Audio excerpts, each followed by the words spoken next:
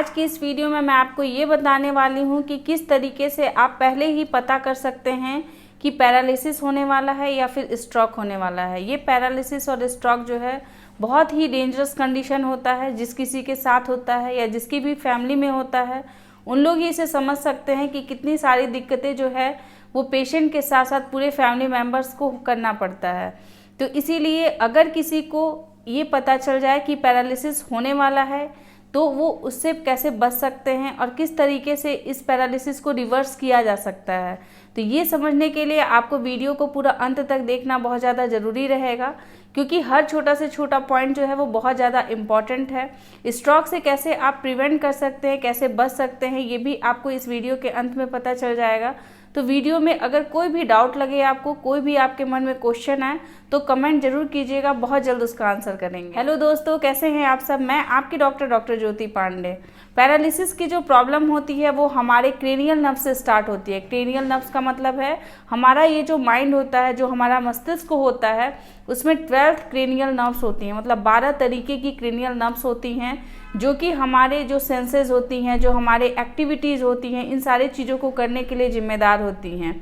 अगर cranial nerves में किसी भी प्रकार का कोई भी डैमेज हो जाए, चाहे वो इस्चेमिक टाइप का डैमेज हो या फिर हेमोरेजिक टाइप का डैमेज हो, तो इससे जो है वो स्ट्रोक या फिर पैरालिसिस होने की संभावनाएं बढ़ जाती हैं। इस्चेमिक टाइप का जो स्ट्रोक होता है वो ऑक्सीजन की कमी की वजह से होता है। अगर हमारे ब्लड वेसल्स में हमारे जो नर्व्स होती हैं उसमें अगर ऑक्सीजन पर्याप्त मात्रा में सप्लाई नहीं होने पा रहा है या ऑक्सीजन उन्हें पर्याप्त मात्रा में नहीं मिलने पा रहा है, तो इस तरीके का डैमेज जो होता है वो हो सकता है। या फिर अगर जो हमारे ब्लड वेसल्स होती है जिसमें कि हमारे ब्लड का बहाव हो रहा है, उसमें अगर किसी तरीके का कोई जमाव हो गया है जिससे कि ब्लड फ्लो अच्छे से नहीं होने पा रहा है, तो ये जो स्ट्रोक होता है वो भी इस्चेमिक टाइप का स्ट्रोक हो सकता है। या फिर अगर किसी को अचानक से कहीं पे चोट लग जाए, कोई जैसे एक्सीडेंटल कोई केसेस है, अचानक से ब्लड वेसल्स रप्चर हो जाएंगी और ब्लड जो है वो क्लॉट होने लगेगा वहां पर। या फिर अगर चोट लगने से तुरंत ही ब्लड वेसल्स में चोट लगने की वजह से ब्लड वेसल्स नष्ट होने लग रही हैं, तो इसके वजह से हेमोरेजिक टाइप का पैरालिसिस होता है। तो ये पैरालिसिस चाहे किसी भी कारण से हो, लेकिन अगर आप समय रहते हुए अगर डॉक्टर के पास चले जाते हैं तो फर्स्ट एड करने से आपके जो ये पैरालिसिस है उसको रिवर्स किया जा सकता है और जितनी कम से कम डैमेज हो सकती हैं वो हो सकता है। लेकिन अगर आप स्ट्रोक के 1 से 2 घंटे के अंतराल में अगर डॉक्टर के पास या हॉस्पिटल नहीं पहुंचते हैं तो फर्स्ट एड नहीं होने पाता और मैक्सिमम डैमेज होने के चांसेस हो सकते हैं। इसके जो ट्रीटमेंट हैं वो काफ़ी लंबे हो सकते हैं। तो इसीलिए आपको ये जानना ज़रूरी है कि किस तरीके से हम लोग इसको पैरालिसिस को रिवर्स कर सकते हैं, या फिर पैरालिसिस अगर किसी को आने वाला है तो कैसे पता चल सकता है। तो आइए हम लोग वीडियो को देखते हैं और एक एक पॉइंट को अच्छे से समझते हैं। सबसे पहले ये फास्ट वर्ड जो है उसे आपको हमेशा याद रखना है। फास्ट मतलब FAST। F का मतलब होता है फेस।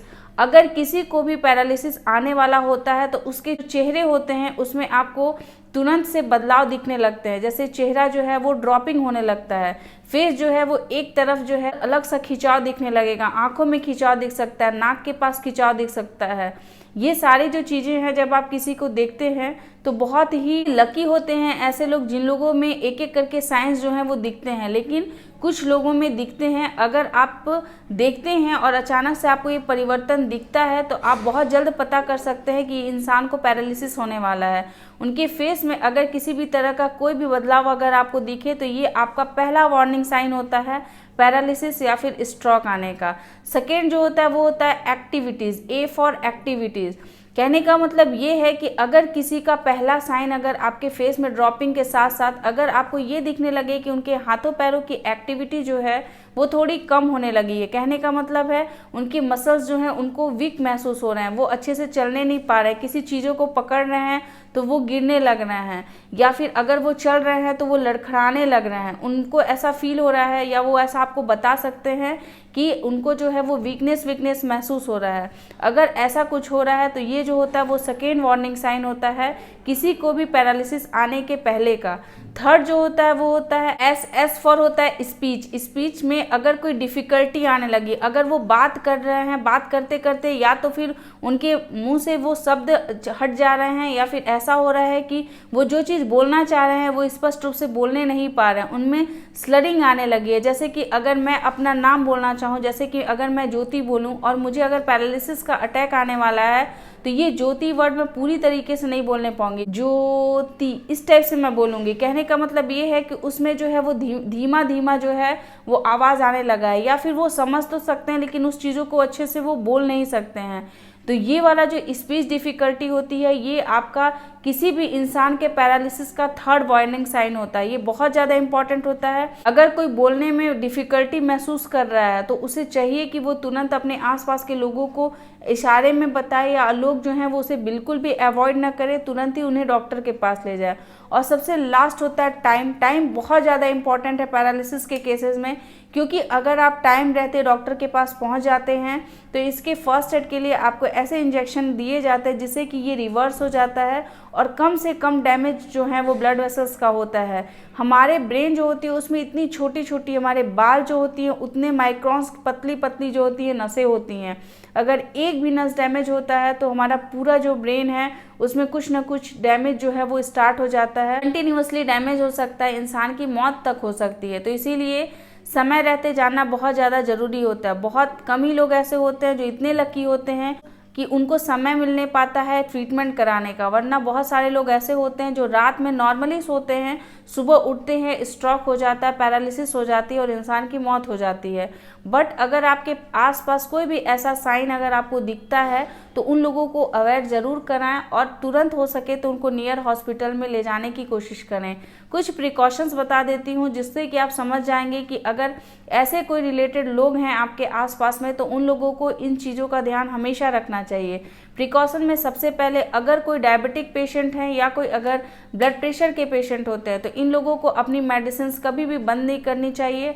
हर 3 से 4 महीने पे अपने फिजिशियन से ज़रूर मिलना चाहिए। समय समय पर अपने जो डायबिटिक के लेवल हैं उनको चेक कराना है, ब्लड प्रेशर का लेवल है उसको चेक कराना है, क्योंकि अचानक से ब्लड फ्लो बढ़ना वो भी घातक हो सकता है और ब्लड का कम होना वो भी घातक हो सकता है। अगर कोई अपना हेल्थ के ऊपर ध्यान नहीं देते हैं, फिजिकल एक्टिविटीज़ बहुत कम करते हैं, प्रॉपर एक्सरसाइज नहीं करते हैं, तो उन लोगों को भी स्ट्रोक के चांसेस हो सकते हैं।